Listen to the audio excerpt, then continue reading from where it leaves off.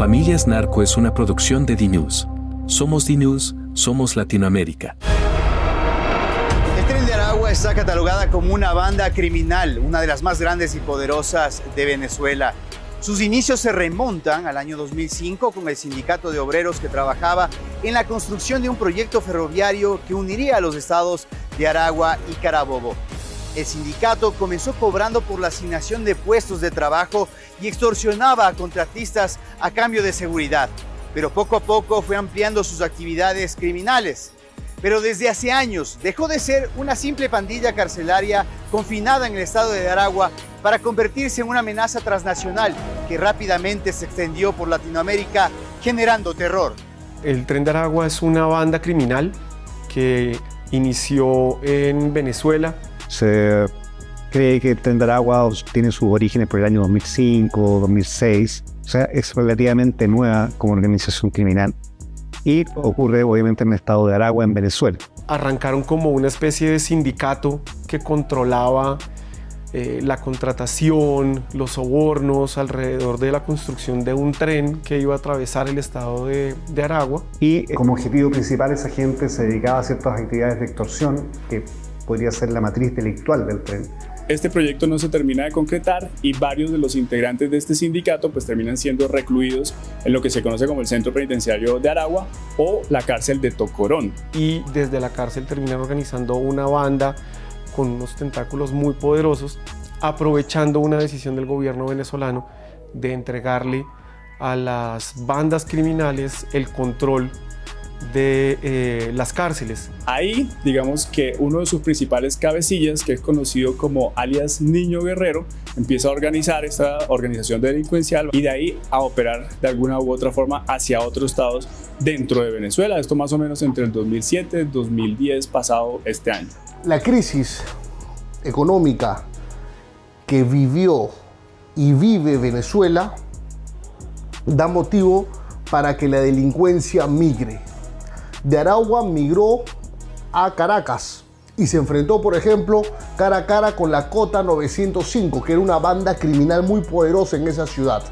Y eso les permite a ellos no solo estructurar un poderío al interior de la cárcel, donde cobraban alrededor de $15 de soborno o de cuota por preso a la semana, y controlar la extorsión, el robo, todo alrededor de la cárcel, y poco a poco pues fueron ampliando sus tentáculos a lo que hoy ya conocemos como el Tren de Aragua, como una estructura criminal que trascendió Venezuela y que ya tiene redes en diferentes lugares de América Latina.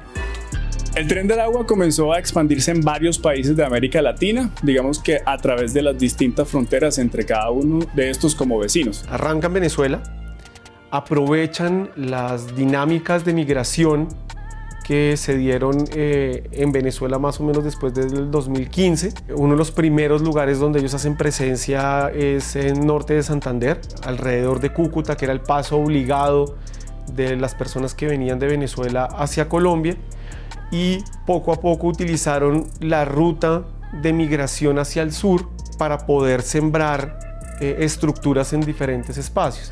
Entonces pasan por Medellín, Bogotá, Cali, llegan a Pasto en Colombia, luego pasan por Perú, se asientan en Perú, luego pasan por Ecuador, luego van hasta Chile, luego pasan a Bolivia.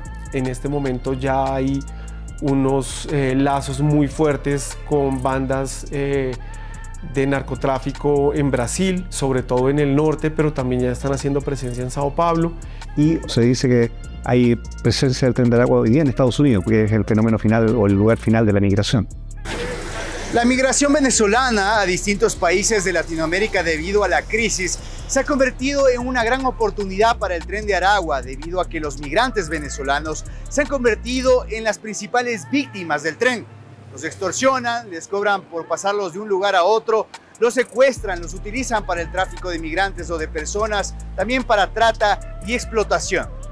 Aquí hay un fenómeno bien complejo que entendemos los fenómenos migratorios irregulares no controlados, ¿no es cierto?, de personas que salen de realidades complejas en busca de nuevas oportunidades también surgen sujetos, hay criminales que ven en eso una oportunidad tremenda y hay alguna intencionalidad política de utilizar la migración como un arma no convencional también.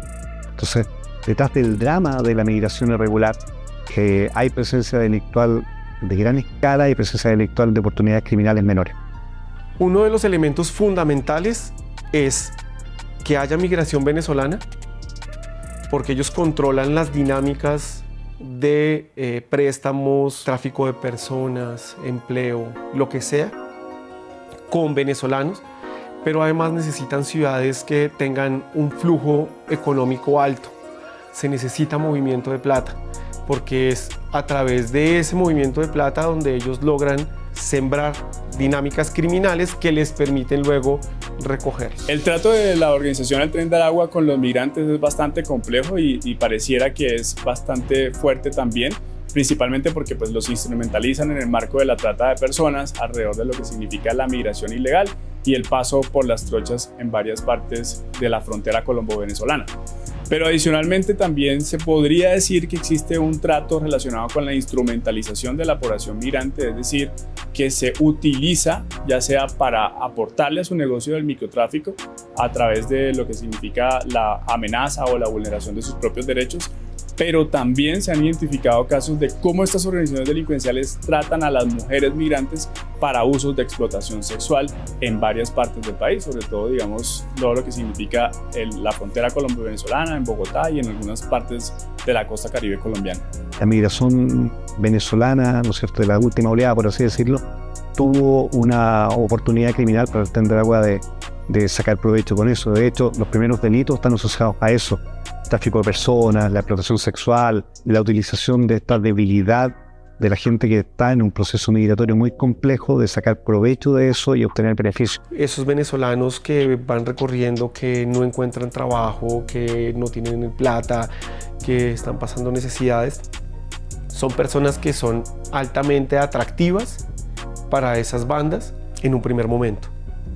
Y luego lo que hacen es ofrecer estabilidad, recursos, poder, reconocimiento en una segunda etapa de consolidación. Y el tercero es la pelea que se da con las otras bandas. Si no quieren morir, negociemos, dominemos y construyamos un negocio más fuerte. El líder del grupo es Héctor Rostelford Guerrero Flores, alias El Niño Guerrero, quien dirigió el Tren de Aragua desde la prisión de Tocorón hasta septiembre del 2023. De acuerdo con los registros del Tribunal Supremo de Justicia de Venezuela, Guerrero comenzó su carrera delictiva en el 2005 cuando asesinó a un agente de la policía en Aragua. Fue encarcelado por primera vez en Tocorón en el 2010, pero se fugó 2 años después. Tras su recaptura, regresó a la misma cárcel en el 2013. Esto llevó a Guerrero a consolidar el Tren de Aragua junto a otros delincuentes que se convirtieron en sus aliados de mayor confianza. Desde la cárcel, el Niño Guerrero es capaz de controlar el Tren de Aragua, debido a que los presos se habían adueñado del control de algunas cárceles de Venezuela a través de los liderazgos de pandillas carcelarias. En septiembre del 2023, el Niño Guerrero se fugó de la cárcel de Tocorón. Actualmente, el criminal está prófugo de la justicia. Entre los principales cabecillas del Tren de Aragua se identifica a este señor conocido como alias Niño Guerrero, que fue su fundador y además la cabeza más importante de la organización todavía vigente, que es la persona que manejaba y coordinaba todo desde la cárcel. Porque va viendo a las personas de confianza y que son digitadas desde allá para que vengan a cumplir las tareas en diferentes puntos. Hoy sabemos que está escondido, sabemos que está en el monte, pero desde ahí sigue manejando sus tentáculos criminales. Yo personalmente creo que él es la figura icónica de esto, pero no creo que sea la única figura. Es lo mismo que pasó con Sinaloa, que todos pensamos que el gran líder es Chapo Guzmán, pero había muchos más líderes. Pasó en el cartel de Medellín, de Pablo Escobar. Entonces es importante definir cuáles son y quiénes son realmente los liderazgos y qué características tienen este tipo de estructuras. Hay personas que lideran estas estructuras, se hacen conocidos, la prensa ayuda mucho a levantar esta figura, pero yo estoy convencido que detrás de ello hay otros líderes anónimos que son mucho más peligrosos y que hay que poner mucha atención. Y muchos de ellos están hoy día recluidos en prisión. son liderazgos que están adentro de los resguardos del Estado. Y esos son, a mi juicio, los más peligrosos. La estructura del tren es piramidal. Parte de lo que van a tener que definir en este momento es que desde la cárcel todo estaba centralizado, ¿sí? Ahí salían las decisiones y ahí tenía que volver la plata. Con los líderes por fuera, el desafío es ellos cómo van a mantener el control de esas células, pero al mismo tiempo cómo van a lograr frenar que algunos grupos que no necesariamente son del Tren de Aragua, que se hagan pasar por el tren para poderse quedar con esas rentas criminales. Esta corporación millonaria con cientos de integrantes también tiene entre sus filas malos funcionarios del Poder Judicial de cada país, malos funcionarios del Ministerio Público de cada país y malos elementos policiales y militares de cada país. Esta es una corporación con una estructura jerárquica compleja, diseñada para que toda la información, todo el dinero, cada paso o movimiento que el último eslabón haga, lo sepa el niño guerrero, hoy escondido en el monte, hoy perseguido, no solo por la policía venezolana, sino también por la Interpol y por varias policías de la región.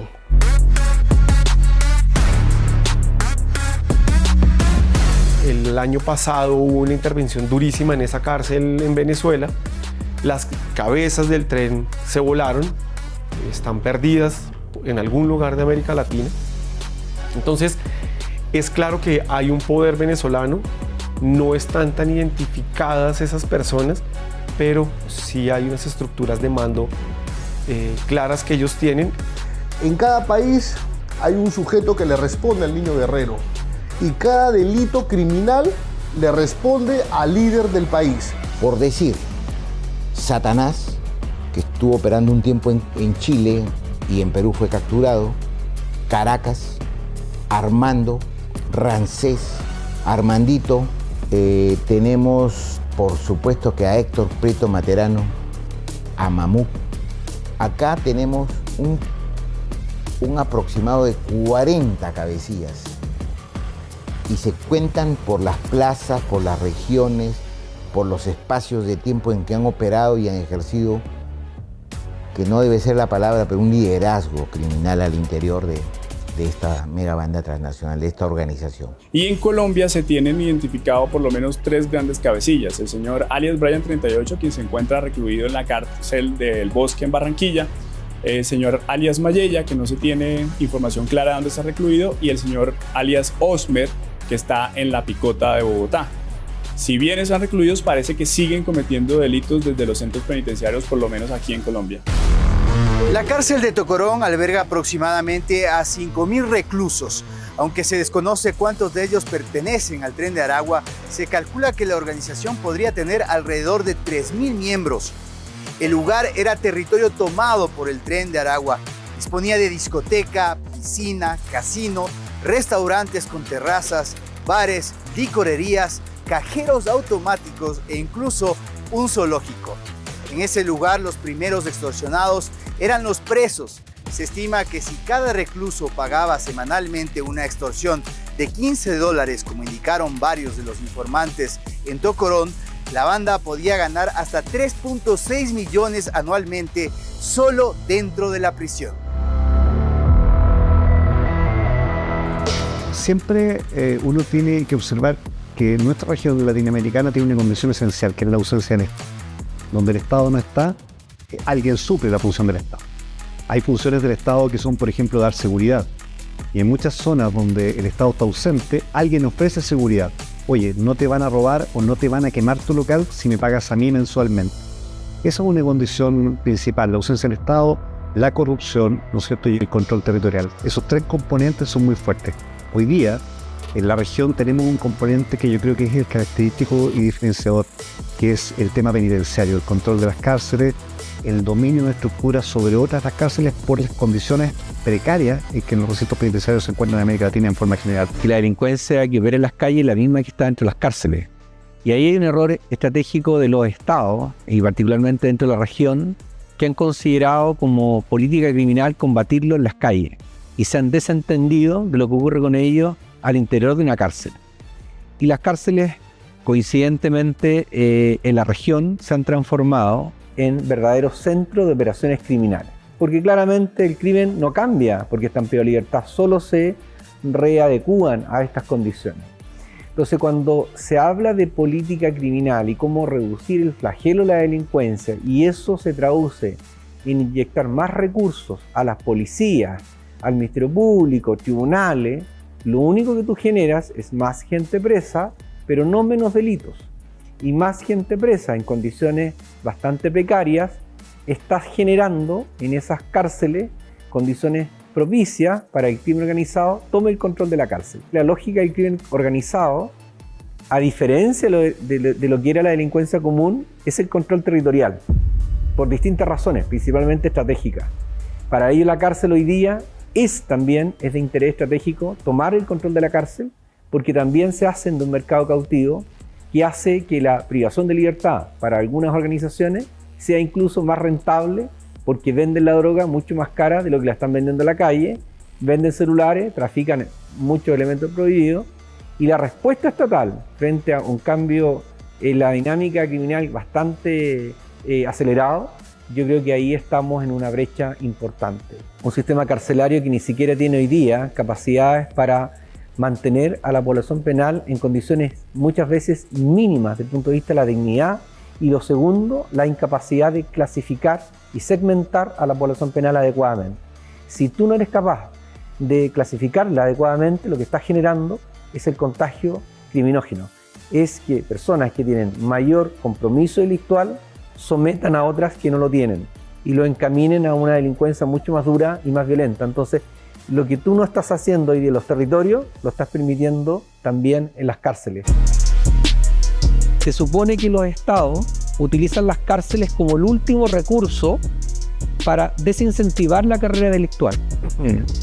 Y si las bandas criminales, lejos de desincentivar la carrera criminal, se potencian en las mismas cárceles, incluso se enriquecen a través de distintas acciones ilícitas dentro de los penales, lo que está generando en definitiva que la cárcel dejó de ser disuasiva. Se encuentran armas cortas y armas largas, granadas, lanzagranadas dentro de los penales en la región. O sea, el poder de fuego que muchas veces desafían a las policías en las calles, ahora lo están haciendo dentro de las cárceles. Estos criminales no se desarticulan porque ingresan a una cárcel, se reinventan. Lo hacen a través de distintos medios. Por ejemplo, los teléfonos celulares que hoy día muchos penales lamentablemente pueden dar fe que se encuentran dentro de las cárceles, ¿no? A través de los teléfonos ellos articulan y siguen manteniendo vivas sus organizaciones criminales. Y el ingreso de droga a la cárcel, hoy día se ha conocido hechos relacionados con lanzamiento de drones que lanzan droga o armas de fuego incluso, funcionarios penitenciarios, abogados, familias. Todas estas son distintas posibilidades de cómo ellos pueden ingresar elementos prohibidos a las cárceles y desde ahí generar esta comercialización de estos elementos prohibidos y lejos de empobrecerse, enriquecerse dentro de los penales. Dentro de los penales, cuando estos distintos grupos criminales pelean por la hegemonía del control de una cárcel, hay muchas riñas y motines.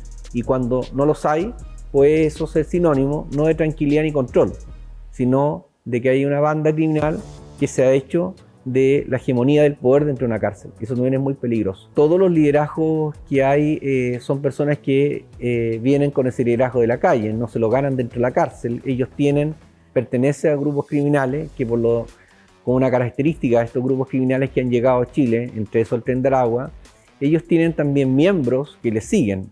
Tienen poder adquisitivo, que antes no era muy común en la delincuencia común, y ese poder adquisitivo también lamentablemente les permite a ellos generar mayores probabilidades de corrupción y tienen armas de fuego. Esos liderazgos dentro de la cárcel le permiten a estas personas tener ascendencia sobre otros. Ellos no van a ir a conversar, ellos van a ir a imponer su forma criminal. Recuerda que el crimen organizado es una empresa criminal. Ellos no negocian, ellos imponen. Y si no, lamentablemente la violencia es muy característica en estos grupos criminales y la misma que ejercen en las calles la están ejerciendo en las cárceles, pero el fin de ellos, de esta organización en las calles o en las cárceles ganar dinero. El sistema carcelario de América Latina está en crisis. Además del tema del hacinamiento y el mal estado de los edificios, que cada vez es peor, esto ha permitido que los presos fundamentalmente controlen estos recintos carcelarios y la policía pierda capacidad de poder controlarlos. Para poner un freno a esto, la justicia debe trabajar separando a los delincuentes por su peligrosidad e intercambiando información con otros países para poder contrarrestar la información de estos delincuentes que no conocen de fronteras en Latinoamérica. Hace más de 20 años la delincuencia empezó a cambiar en Chile. Lo que está pasando en Chile o está pasando en Ecuador, en Brasil, Colombia, Argentina, en Centroamérica en general, es bastante más complejo de lo que las autoridades han dimensionado y cómo la cárcel puede entregar muchísimos datos que sistematizados pueden generar mejor información y en consecuencia mejores decisiones. Un criminal que tenga una carrera criminal bastante nutrida, que sea multireincidente, que sea peligroso, no puede llegar a cualquier cárcel. Él tiene que estar donde el Estado tenga la infraestructura, la cantidad de funcionarios, plan y programa para hacerse cargo de ese perfil criminal. Y en consecuencia las 80 cárceles tienen que estar categorizadas de acuerdo a la capacidad de segmentación y los medios que tenga para poder controlar a criminales con perfiles distintos. Los criminales que pertenecen a grupos criminales potentes, ya sean organizaciones criminales transnacionales, sean narcotraficantes o subversivos o terroristas, tienen que estar en regímenes totalmente distintos. El Tren de Aragua opera en varias modalidades delictivas, entre ellas la minería ilegal, el tráfico ilícito de drogas, la extorsión y el cobro de cuotas a los presos que se encuentran en distintas cárceles. Pero lo que más genera terror en la región es la manera violenta con la que actúa esta megabanda. El Tren de Aragua tiene un cierto repertorio de acción delincuencial muy definido, asociado a varios delitos de alto impacto, principalmente con relación a lo que significa el narcotráfico o el microtráfico de estupefacientes en Venezuela, y digamos que fortaleció o sofisticó su accionar delictivo con otro tipo de acciones o delitos de alto impacto, como lo que significa la trata de personas o las rutas o trochas ilegales. Y de ahí empezó como a ampliar su repertorio de violencia y su repertorio delincuencial a otro tipo de delitos, como puede ser la extorsión, el secuestro, el sicariato o los homicidios, digámoslo así, como a sueldo. Y sobre todo, digamos, haciendo un énfasis en lo que significa la trata de personas, aprovechando la situación de crisis migratoria dentro de Venezuela hacia otros países de América Latina. Ellos utilizan la violencia desmedida para poder sembrar ejemplo, sembrar miedo y para poder empezar a extender la estructura dentro de las ciudades en las que están. Y este infundir temor no es para toda la población, es esencialmente para superponerse a otras estructuras criminales locales o para mandar un mensaje criminal, etc. Pero además generando en ciertos sectores de población un temor que les permita llegar y tomar el control de ese lugar para la no denuncia, para que la gente no hable con las autoridades. Y eso también potenciado lamentablemente por la desconfianza que tienen muchas personas en las autoridades en América Latina. Sus actos delictivos en muchos casos ni siquiera te lo puedo narrar por la brutalidad del hecho. Hablamos de decapitaciones, hablamos de torturas, hablamos de descuartizamientos, hablamos de que a un sujeto le dan 50 tiros y le siguen disparando. Y no solo eso, lo graban en video y se los mandan a los familiares o se los mandan a miembros de otras bandas rivales como, digamos, amenaza. Creo que ellos han visto su línea de mercado esencial en explotar a las personas, que tienen una mayor vulnerabilidad, porque aquí eso es un fenómeno muy complejo. Resulta que una persona que está en condición de migrante irregular en un país no necesariamente tiene la confianza para acceder a la policía, porque va a pensar que lo primero que me van a preguntar es quién soy yo, y si estoy irregularmente me van a tomar y me van a ir. Esa es una fortaleza que tienen las estructuras como el Tren de Aragua, de saber que hay un grupo que podría no denunciar, pero tiene otra que es aún más compleja, que es que conocen de dónde vienen estas personas. Entonces le pueden decir, mira, si tú que estás teniendo un negocio, que te está yendo bien, no me pagas, esta es tu mamá que está en tal parte y que nosotros sabemos dónde vive en Venezuela.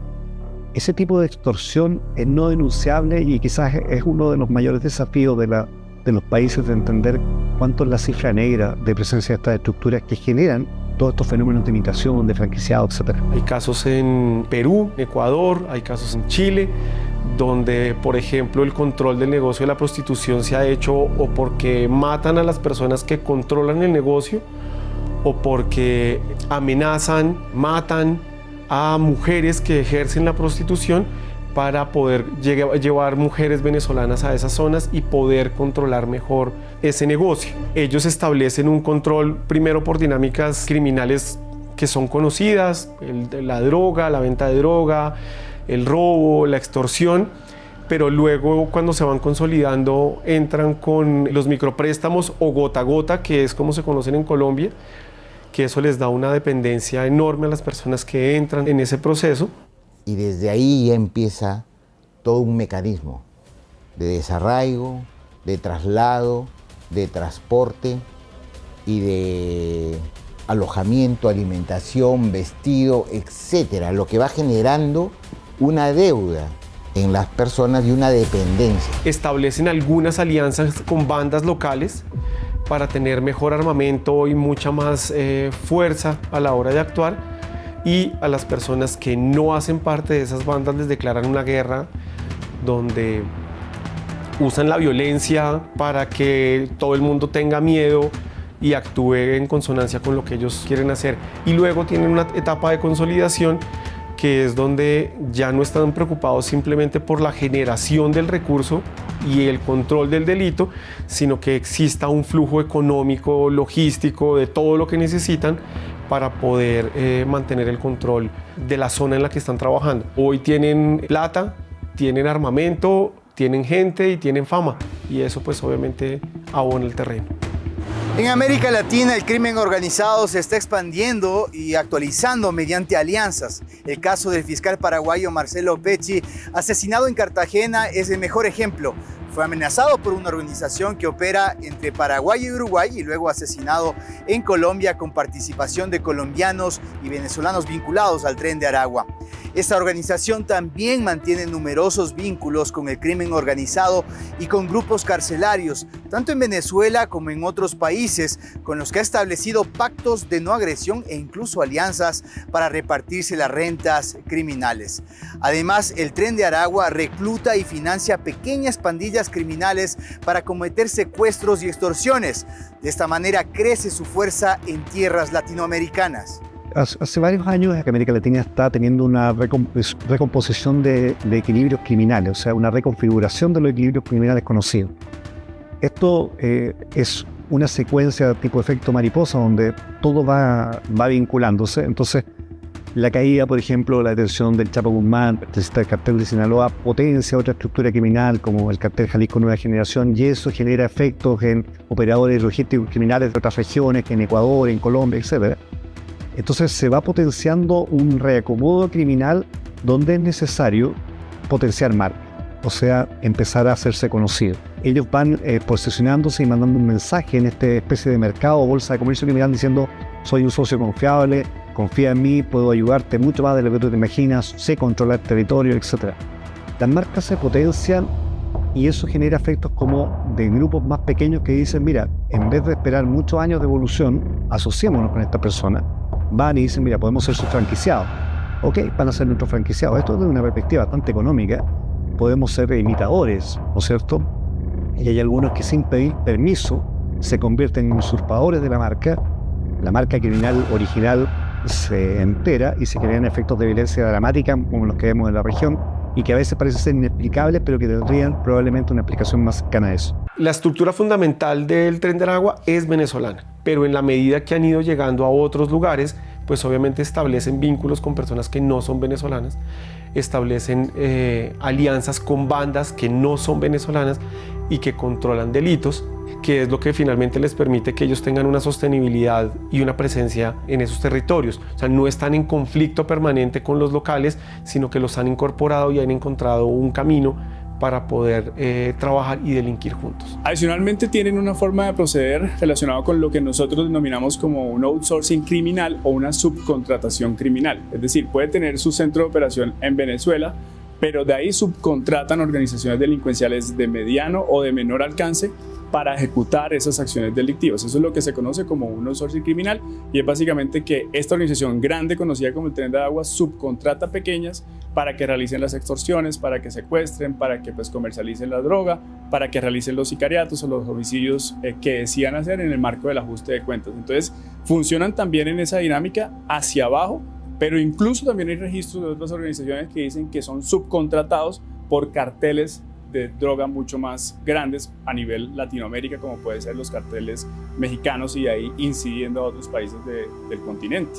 Actualmente el Tren de Aragua se localiza en 7 países de Latinoamérica, con presencia en otros 3 e incluso llegando a Estados Unidos y Madrid, España. A diferencia de los carteles colombianos y mexicanos, la presencia de grandes grupos de esta organización y además la variedad de delitos que manejan la hacen una de las más grandes agrupaciones delictivas y peligrosas de Latinoamérica.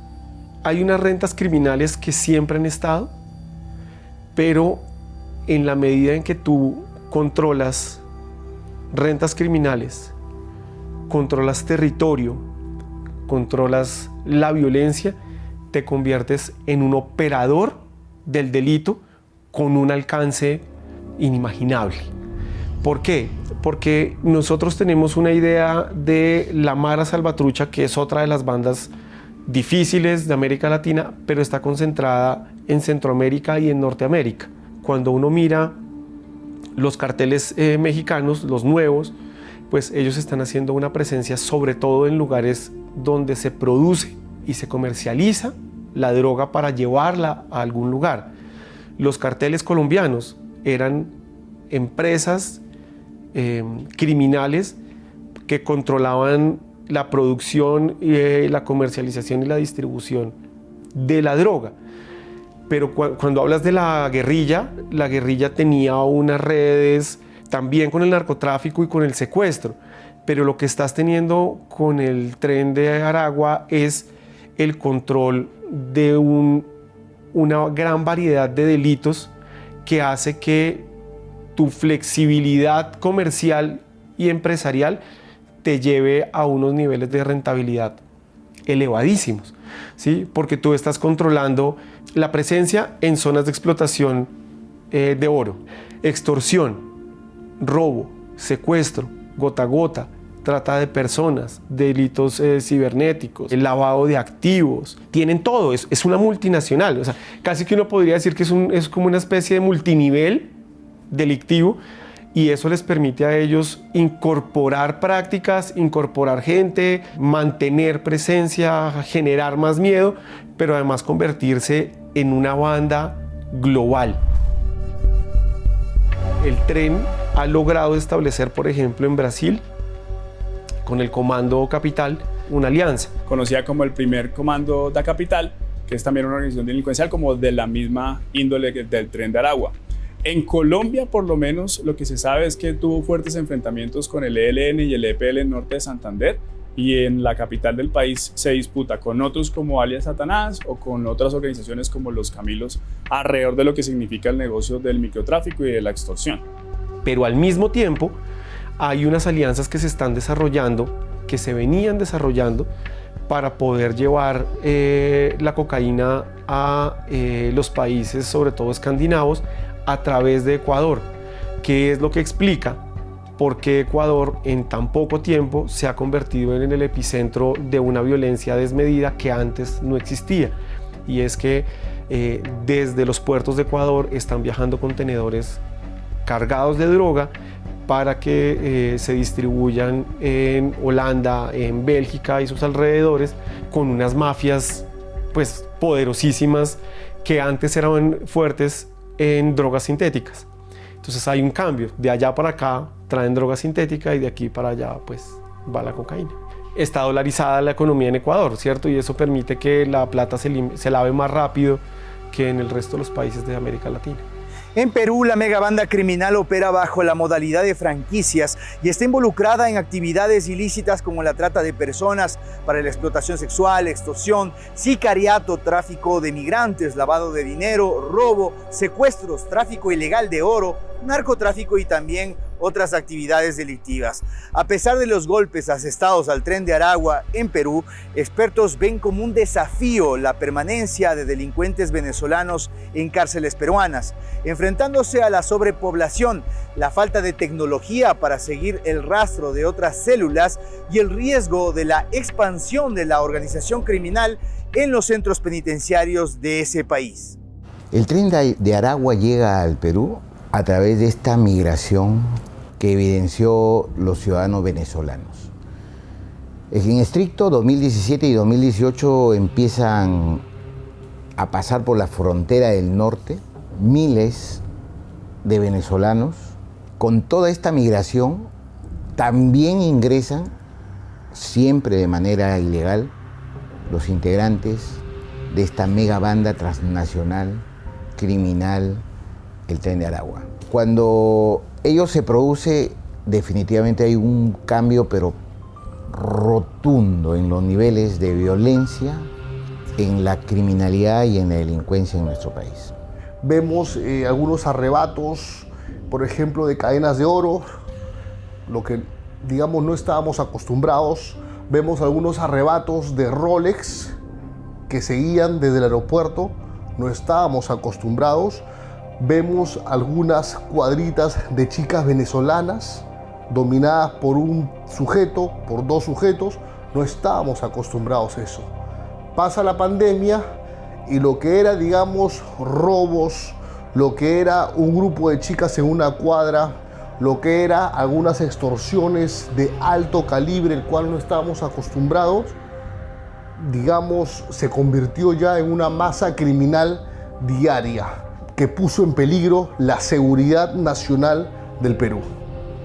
Los comercios, las bodegas, los microempresarios recibían videos de gente torturada, gente decapitada, gente descuartizada. ¿Quién estaba atrás de ellos? La delincuencia venezolana. El Tren de Aragua llega al Perú como Tren de Aragua y se instituye y empieza su nombre a girar en torno a las primeras denuncias por extorsión. Y hay un hecho muy peculiar, como sangriento, como criminal, como despiadado. Es el asesinato de un ciudadano peruano y otro venezolano en un hotel en San Martín de Porres, que es un distrito de acá de la capital. Y cuando se hace la consulta a los pares de Venezuela, ¿qué está pasando? ¿A qué obedece un comportamiento? ¿En qué circunstancias lo hacen? ¿Cómo es que lo hacen? Y es que indicaron de una manera muy fría: llegó el picadillo al Perú, que es una modalidad del Tren de Aragua que consiste no solamente en dejar a sus víctimas descuartizadas, sino que a torturarlas, a darles un trato cruel e inhumano, a vejarlas y todo documentarlo bajo un registro fílmico, después a asesinarlas y luego descuartizarlas. Todo ese collage o compendio de filmaciones es pasado a través de las redes, es enviada, difundida a través de las redes a los sectores que a ellos les interesa enviar este mensaje. Somos el Tren de Aragua y esto les va a pasar si es que ustedes no se ciñen a los lineamientos que emanan de nuestra organización. Pero aquí en el Perú, las potentes intervenciones policiales con el Ministerio Público, que es el que tiene la titularidad del ejercicio público de la acción penal, han evidenciado de que el Tren de Aragua, con todas estas facciones, los gallegos, Dinastía Layón, Cota 905, Puros Hermanos Sicarios, Los Hijos de Dios, operan en diversas regiones, pero vamos a citar Piura, Lambayeque, La Libertad, Ancash, Arequipa, Tacna, Tarapoto, San Martín, por supuesto que Lima, Ica. son las principales regiones en las cuales se ha evidenciado la presencia y la actividad criminal de esta megabanda transnacional. En la sierra de Trujillo, que es una ciudad a 8 horas de Lima, de la capital, hay una ciudad que se llama Patás. Ahí hay presencia del Tren de Aragua y de los Hijos de Dios, que se han aliado a los peruanos para, digamos, ingresar al mundo de la minería informal, un mundo que da más dinero que el narcotráfico. Se están expandiendo, están ingresando a nuevos dominios, a nuevos territorios. Como les han golpeado tanto en la capital, están migrando a otros delitos, la minería ilegal y el narcotráfico.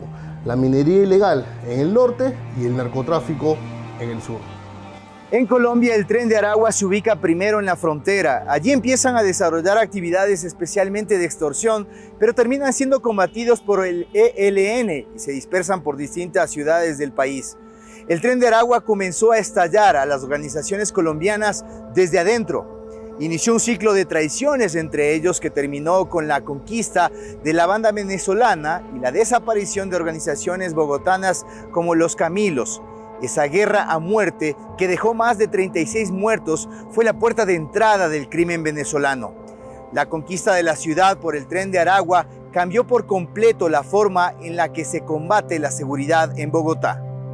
El Tren de Aragua llega a Colombia principalmente asociado a lo que significa la actividad ilícita de la trata de personas, aprovechando la crisis migratoria de Venezuela para poder transportar o poder, digamos, llevar a migrantes venezolanos que salen de forma irregular a través de la frontera, por lo que se conoce como las trochas, a varios departamentos del país, principalmente el norte de Santander, para que continúen, digamos, como su ruta migratoria hacia otros países del continente americano.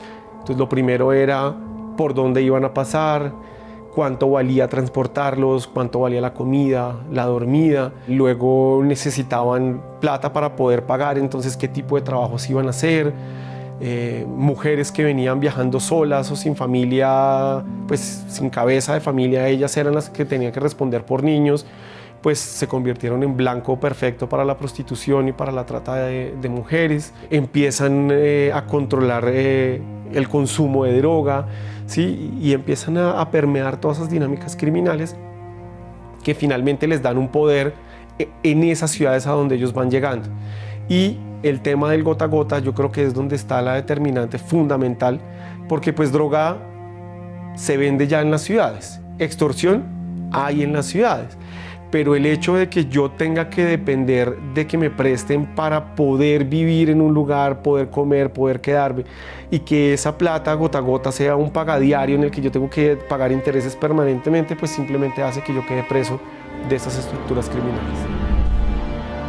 El Tren de Aragua en Colombia tiene una fuerte presencia principalmente en la capital del país, en Bogotá, pero también se ha registrado presencia de esta organización delincuencial en departamentos como el norte de Santander, en Atlántico y un poco, digamos, algunos rezagos quizá en lo que significa departamentos como Ibagué y Huila.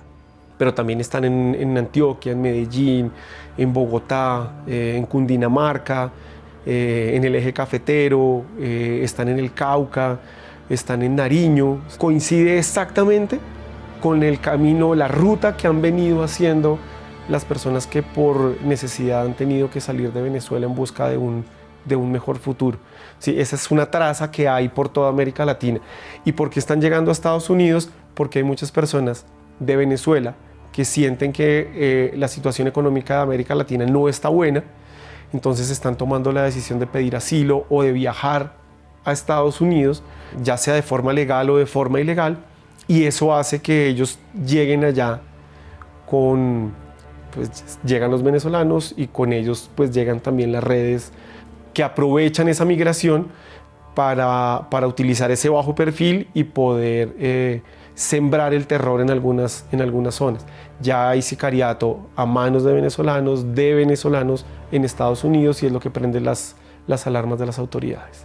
Y las personas que son considerados como enemigos o como personas que han traicionado al Tren de Aragua, pues reciben un trato con una violencia pues muy alta, y eso pues también galvaniza y genera que unas lealtades al interior del tren, básicamente alrededor del miedo. El Tren de Aragua en Colombia tiene un amplio repertorio de violencia o de delincuencia alrededor de varios delitos, algunos de alto impacto como puede ser el homicidio, el secuestro, los hurtos, pero también dentro de su repertorio de acción se identifican acciones como el abigeato, fraude bancario, delitos informáticos, secuestros simples, extorsiones simples. Mejor dicho, tienen un amplio repertorio de violencia y delincuencial que abarca, digamos, todo su portafolio criminal. Se hicieron famosos por la violencia. Cuando llegaron a Bogotá se enfrentaron con bandas locales, luego empezaron a aparecer cuerpos en bolsas en diferentes lugares de la ciudad. Eso era una cosa que ya había dejado de ocurrir aquí en Bogotá, entonces ¿de dónde viene eso? Empieza a aparecer una violencia desmedida que estaba asociado a esas peleas territoriales, pero luego ese mismo modus operandi empieza a aparecer en los otros países de América Latina. Y empieza a ser un sello. Ellos en algunas redes sociales han mostrado cómo matan, por ejemplo, a personas trans para que la gente tenga más miedo. Ha disparado el homicidio, el sicariato. El aumento del sicariato en Colombia tiene que ver fundamentalmente con un cambio en las dinámicas criminales que se están dando en el país. Hoy el narcotráfico urbano es en buena medida el articulador de la mayoría de los delitos criminales. En la medida en la que hay un enfrentamiento por las zonas, por el territorio, pues han regresado a esas dinámicas ochenteras y noventeras en Colombia de utilizar el sicariato como una manera de sembrar miedo, de controlar territorio, pero también de focalizar en los enemigos. En nuestro informe de radiografía de la extorsión en Colombia identificamos que la cifra aumentó cerca del 8% en todo el territorio nacional, es decir, alrededor de 10.560 casos se registraron en todo el 2023. De esos, por lo menos unos 1.770 casos se registraron en la ciudad de Bogotá, con un incremento más o menos del 19, del 20% si lo comparamos con el 2022. De ese, digamos, como ese conjunto de extorsiones de las 1.770 más o menos que se registran en la capital del país, yo creería que entre el 30 y el 40% de las extorsiones son realizadas por organizaciones delincuenciales, principalmente encabezadas de lo que representa el Tren de Aragua en Bogotá, en el marco de su accionar delincuencial o en el marco de lo que significa el poderío de sus economías de uso ilícito. Pero también es importante decir que existen distintos tipos de extorsión por parte de organizaciones como el Tren de Aragua, lo que se conoce como la extorsión tradicional, una microextorsión que es algo como más momentáneo, y la extorsión carcelaria, que de hecho el Tren de Aragua pareciera que es una de las más representativas en este sentido con relación a lo que significa la extorsión en varios, digamos, como en varios sentidos. Y también es importante mencionar el hecho de que estos tres tipos de extorsión varían en la cantidad de valores que se les pide a sus víctimas. Tenemos datos incluso de extorsiones que son pequeñas, entre los 100.000 y los 300.000 pesos, pero hay extorsiones de mucho más alcance que pueden ir hasta los 300 millones de pesos que estas organizaciones delincuenciales le piden a comerciantes, transportadores e incluso a ciudadanos de a pie que normalmente pues realizan sus actividades económicas en cualquier momento o en cualquier lugar en el marco de la sociedad. Chile es uno de los países donde el Tren de Aragua actúa con violencia. Desde su llegada se empezaron a registrar varios homicidios donde los cadáveres presentaban más de 15 balazos, además aparecían enterrados o abandonados en desiertos y con señales de tortura, escenas que el país sudamericano no estaba acostumbrado. Desde la instalación del Tren de Aragua en territorio chileno, han hecho trata de adolescentes y mujeres migrantes para la explotación sexual, especialmente venezolanos, además de extorsiones, tráfico de drogas, torturas y asesinatos cuando sus víctimas no cumplen con los pagos. Hay versiones oficiales, ¿no es cierto?, de cómo la Fiscalía se entera de la presencia de esta organización que aparentemente operaba en Chile, ¿no es cierto? Bueno, hablan de algunos que se enteran en el año 2020, 2021. Sin embargo, hay indicios que probablemente ellos llevaban varios años operando ya en Chile. La forma, por hacerlo muy sencillo, de cómo se entera el Ministerio Público, la Fiscalía, es que en un procedimiento de detención de una persona que transportaba una sustancia, una droga en Chile, una ketamina líquida, esa persona que te tenía inicialmente por un delito, dice, mire, ¿sabe qué? No solamente soy un delincuente, yo no soy un delincuente, soy una víctima. A mí me obligaron a llevar esto. ¿Quién le obligó? Dijeron, me obligaron desde Bolivia a cruzar en forma informal, irregular, un grupo que se llama el Tren del Agua, que es muy peligroso, que está muy presente en Chile. Así se inician estas investigaciones, que hoy día están muy avanzadas, hay múltiples investigaciones, y aparentemente ese es el origen. Y en ese sentido podríamos decir que existía presencia aparente del Tren del Agua original, línea Toporón, por así decirlo, operando en Chile en estos mercados, y habían ya otro grupo franquiciado en el norte, y desde esos dos matrices han surgido desmembramientos de muchos otros grupos que se perciben como frente al Tren del Agua, son independentistas, son franquiciados, no lo sabemos, es un trabajo muy profundo. Yo siempre quiero decir que lo que uno puede hablar de criminalidad organizada probablemente de una fotografía de varios años atrás, no es la fotografía real de lo que está pasando. Hay una buena extensión del país, que investigaciones de la Fiscalía y algunas denuncias de víctimas indican que hay la zona norte, Arica, Iquique, Santiago, la quinta región, Temuco, Concepción, Puerto Montt, son zonas donde aparentemente hay bastante presencia. Y hay otras zonas donde aparentemente en la región, o sea en Chile, tenemos presencia de otras estructuras criminales de otras nacionalidades, por así decirlo, o fusiones con la nacionalidad con chileno, donde el Tren del Agua no ha podido entrar. Y eso puede ser un fenómeno temporal. Yo creo que el Tren del Agua, o esta estructura asociada, o este colectivo denominado, o esta franquicia del Tren del Agua, podría haber oportunidades criminales donde ellos no tienen presencia actualmente. Esto está en un proyecto de expansión, pero también tengo mis dudas que tengan la capacidad de expandirse tan bien, porque no logro entender una estructura muy férrea, con códigos de ingreso. Las estructuras criminales, organizaciones criminales normalmente tienen que tener códigos de ingreso, de bautismo, códigos de aceptación. No es solamente franquiciar una marca. Cuando es franquiciar una marca, uno podría advertir que en el futuro, reduciendo las condiciones de mercado, reduciendo las condiciones del ataque a la policía o la presencia de otras organizaciones criminales, esto podría terminar fragmentando aún más esta estructura denominada Tren del Agua.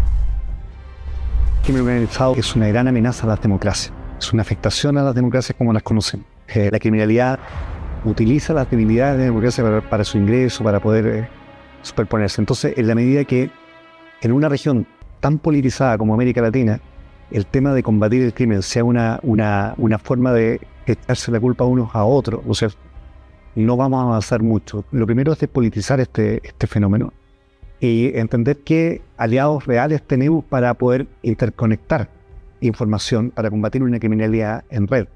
La criminalidad en red solamente se puede combatir en red, pero tenemos que saber quiénes son socios confiables para eso, con quiénes podemos compartir información, con quiénes podemos saber que no hay un respaldo oscuro, medio gris, ¿no es cierto?, en esta estructura para poder definir cómo lo hacer. Las organizaciones criminales no entienden las fronteras como las entendemos nosotros. No entienden que para viajar a un país necesitamos un pasaporte, pasar por un control, etc. Ellos lo que entienden de las fronteras son oportunidades criminales. Donde existe una oportunidad criminal, probablemente organizaciones criminales como el Tren del Agua, como el Primer Comando de la Capital, como la 'Ndrangheta italiana, va a buscar la forma de ingresar. Familias Narco es una producción de DNews. Somos DNews, somos Latinoamérica.